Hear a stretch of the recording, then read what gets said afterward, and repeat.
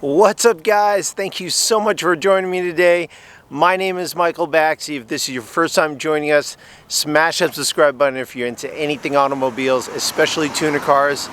This is a spot for you. So today, this is going to be a continuation of our discussion of Hondata versus Ktuner V2. In our first video, we had a look at the software side by side.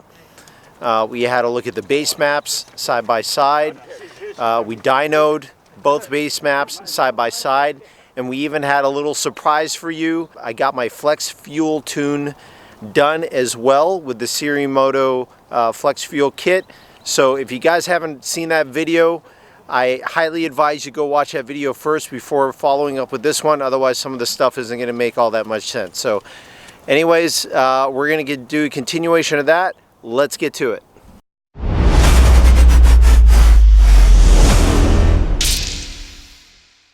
Alright, you know what? I kind of like sitting down.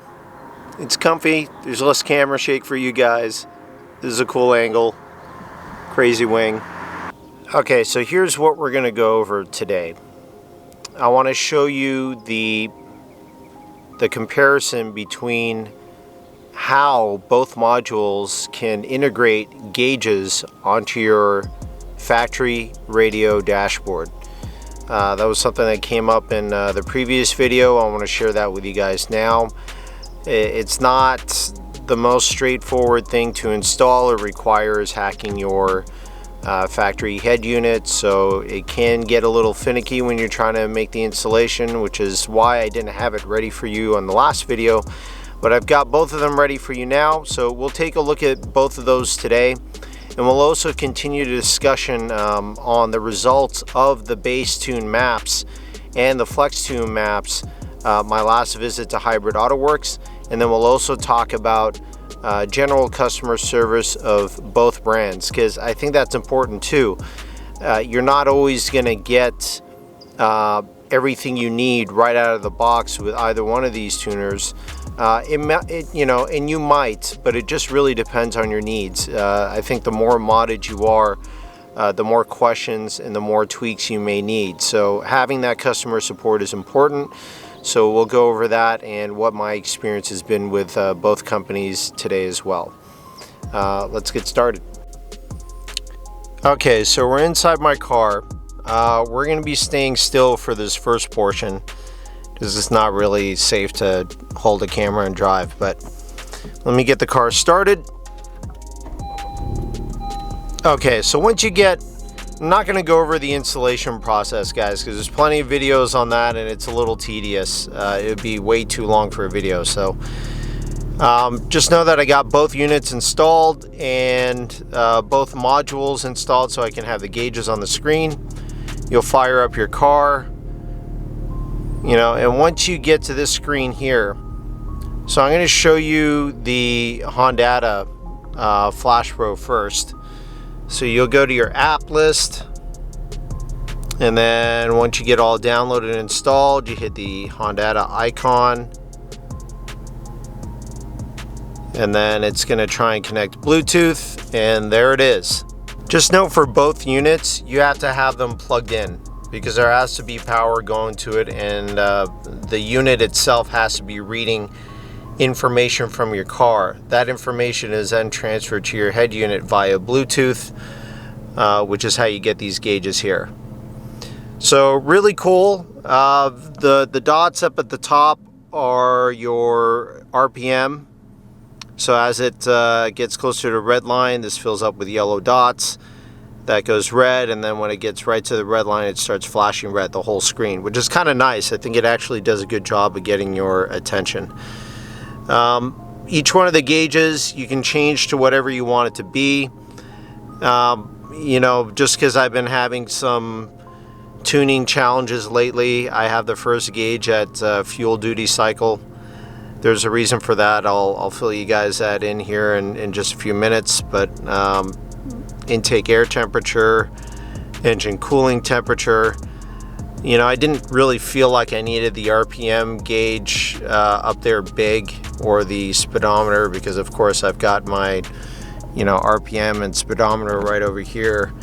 I felt like it was a little bit redundant to have it over here, but I have been having tuning challenges, and heat soak is always a challenge. I also had overheating problems the last time I was at the track, so that's why I have engine coolant temperature and fuel duty cycle up there.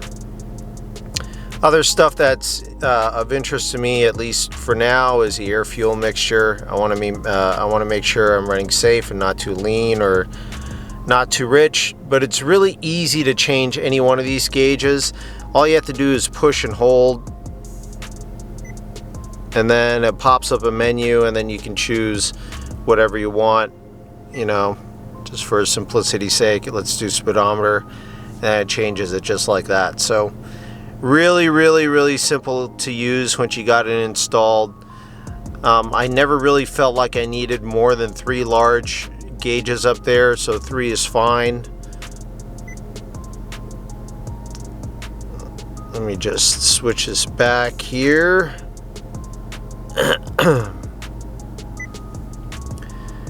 Okay, and you can change all these little other small boxes here to whatever you want it to be. I pay less attention to that stuff, but other than air fuel, I do pay attention to that. But it looks good. Okay, so just like with the Hondata, we've got the Ktuner now plugged in. We'll go to the app list, just like before. But this time we're going to go to Ktuner View Lite. Just right there.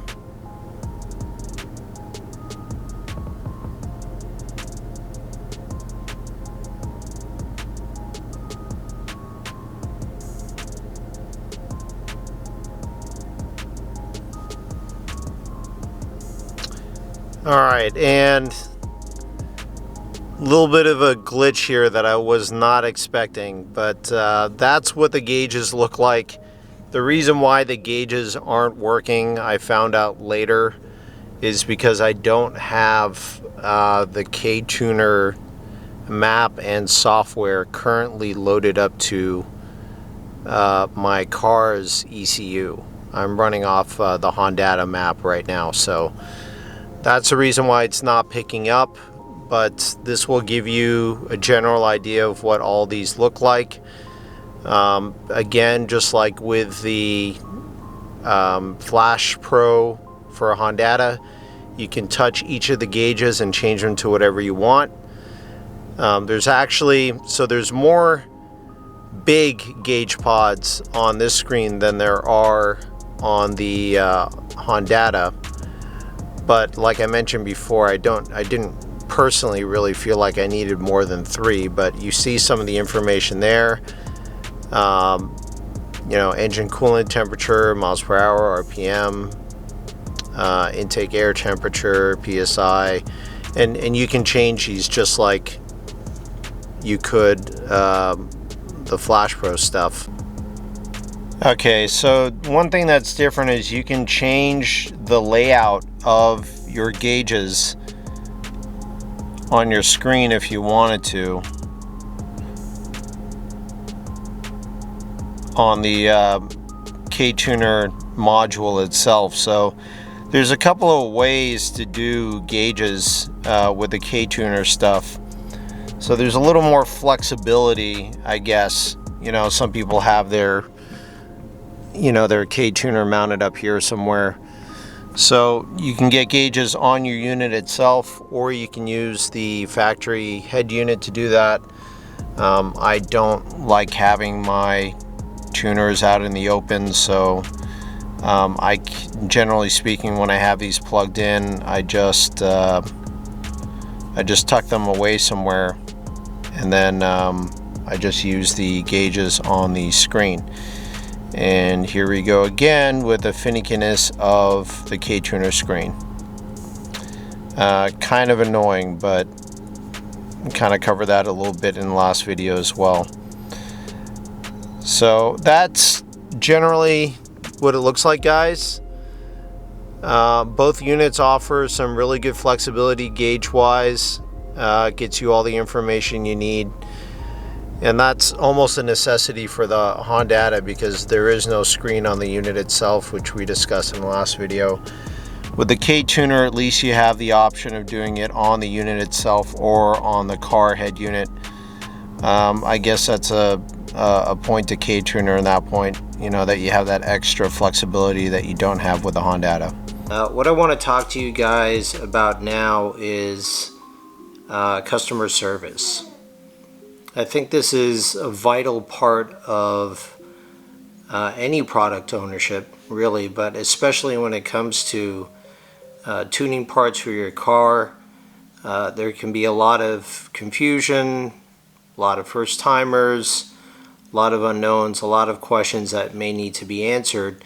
Having somebody ready and available to help you out when you do have those questions is really, really helpful. What I did when I started this journey, I started off with the Ktuner V2, as some of you know. I was happy with it, but when I saw Hondata came out with their FlexTune map on their Flash Bro, I was curious. You know, I wanted to know if there's a way I could get the same type of product for my Ktuner as is available for the Hondata Flash Pro. So I reached out to Ktuner, and you know, I always start with a phone call just because I feel like that's the quickest way to get a hold of somebody, if they pick up, that is. And I'm not going to hold this against them, you know, because I've had similar experiences with Hondata. But in this instance, Ktuner did not pick up the phone. Now, a little bit about that, because I think it's important in the overall comparison of our discussion here.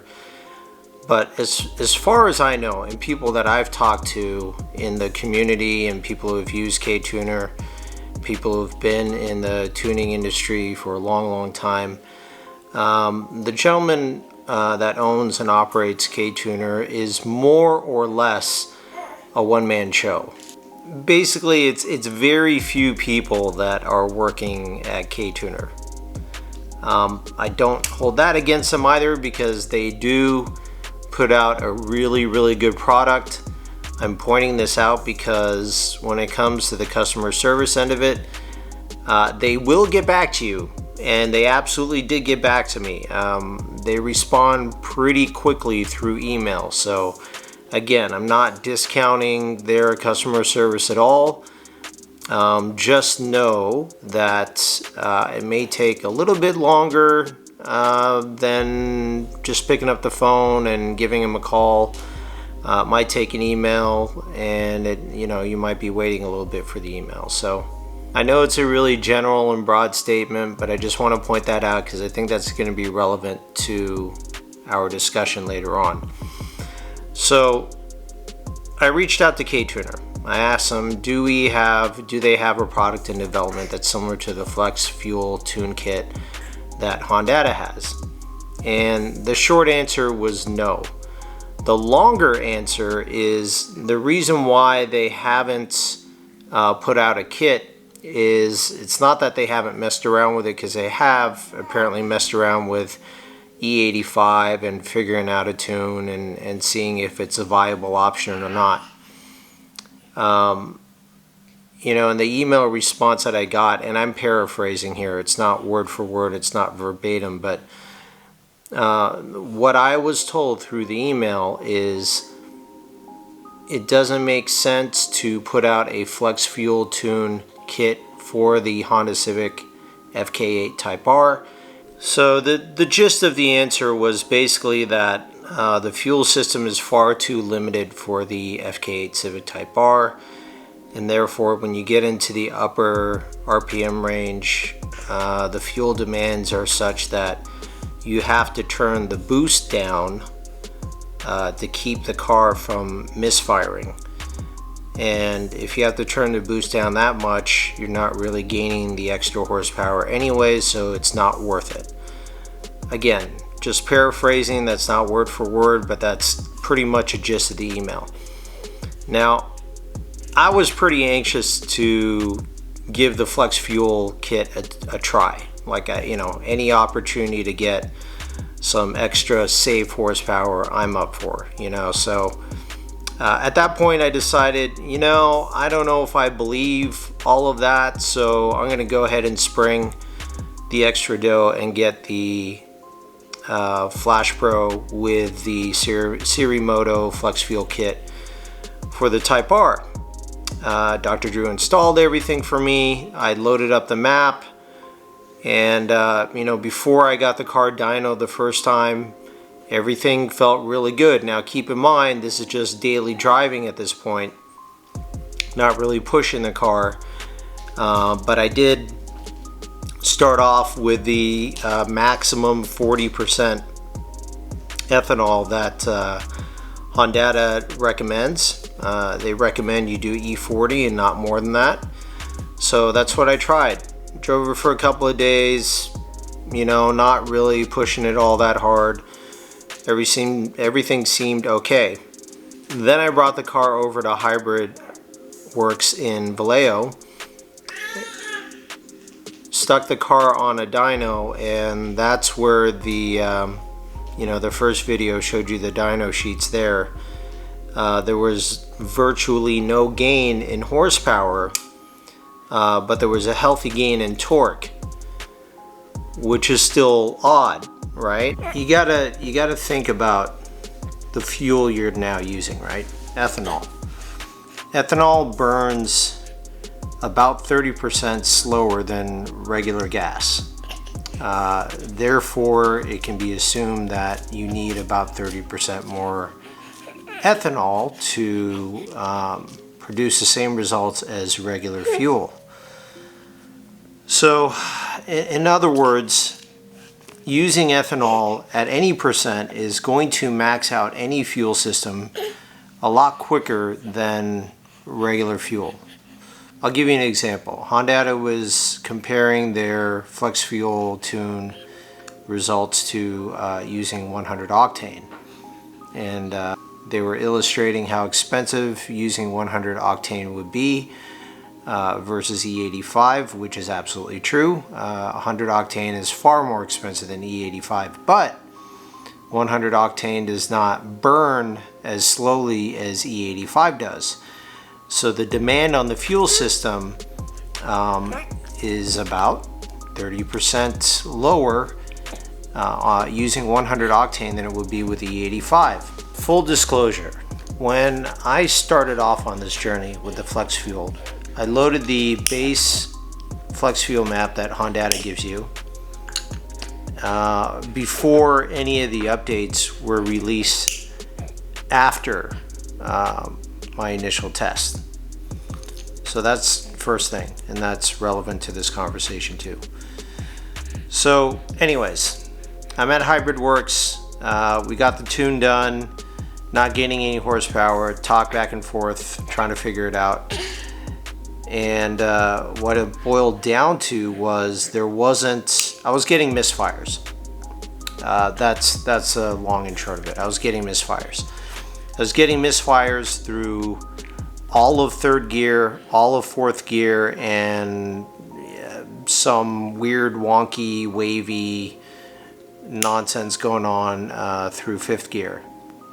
Misfiring as well, but just in a different way, and I'll explain that in a second. So I was wondering, what the heck?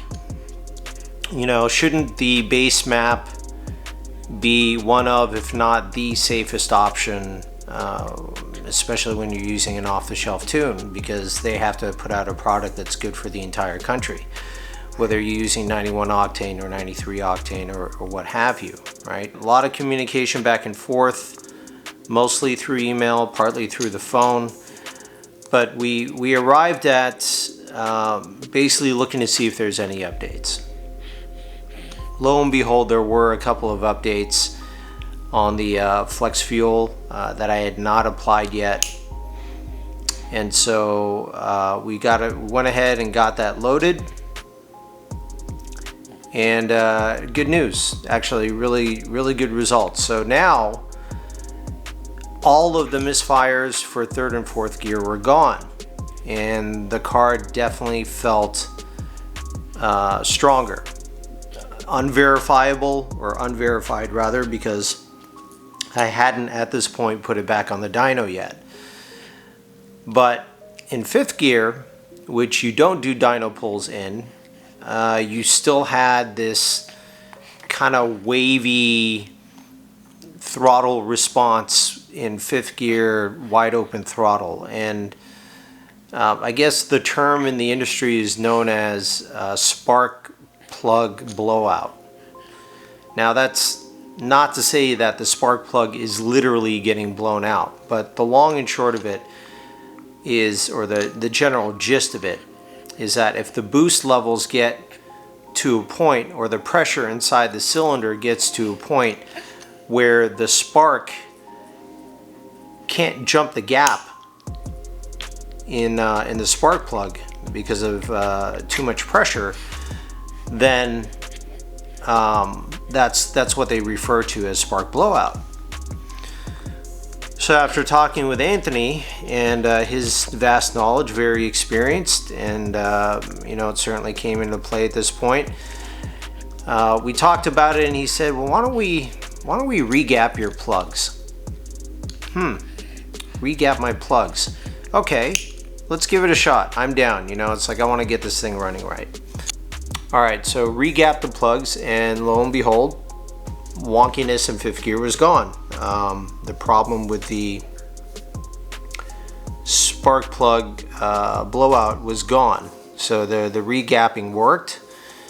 Now the car feels really good. It feels really good. Now I haven't gotten a chance to get it back on a dyno since all the adjustments have been made, but I also want to go back to a discussion I had in the first video that I think is also relevant to this topic. But if you guys recall, when we were going through the different menu settings for the Hondata Flash Pro, how there's so many different maps, and then there's a sub screen that you know, you can choose your individual intake and, you know, various brands. You can choose traction control, and there's a lot of other adjustments. So after talking with Javier at Hondata, he said, you know, after you do the update, which I had already done, make sure you load the flex fuel map and don't touch any of the secondary page settings except for the brand intake. Now, I don't recall exactly what other buttons I clicked on and off the very first time I did this, but I did it per his instructions verbatim this time, and everything is beautiful. So the reason why I'm bringing up all the different map settings from the previous video is because that is what I was talking about, how it could be very confusing for the end user. Sometimes more choices is not better, at least if you're inexperienced and you don't know what you're clicking on. Now, I chalk it up to user error, but at the same time, if you read through the different settings, it's very easy to understand how an unassuming end user consumer could click on other things and not really know what it's doing. So yeah, I guess it's my fault, but it can be a little bit confusing, but I am grateful for the customer service and the clarification and the work that Hondata has put into this, and Anthony has put into this at Hybrid Works to make it all good. So that's the gist of everything I've been doing in the last couple of weeks. So more of a discussion today rather than show and tell. But what we're gonna do next time, I think part 3 of this is probably gonna be more of going back on the dyno, seeing what the new updated base map with the regap plugs is putting down for horsepower, because it definitely does feel stronger. And then we're going to do a custom tune. We're going to give a custom tune a shot and see if we can get any more safe power out of it. So I think part 3 is going to be more of not so much a comparison between Hondata and Ktuner, because I think at this point I'm about 90% of the way decided that I'm just going to stick with Hondata. And that's mostly because, not because Ktuner isn't a great product. It really is. It's very well put together. It's a great unit. For all intents and purposes, it's more or less as tunable as Hondata.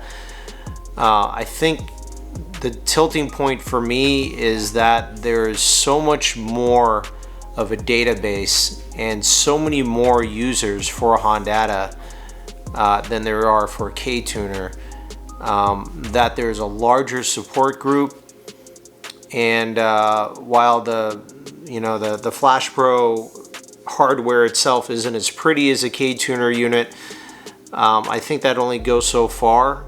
Everything else that you get with the Hondata, just the community, the support, the adjustability, the tunability, and the fact that more shops are more familiar with it and know how to use Hondata more than they do Ktuner.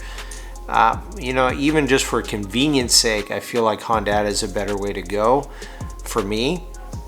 If you are somebody who just wants to tune your car with one of the base, stage 0 or stage 1 maps and tune it and forget it, then Ktuner is still absolutely a great way for you to go.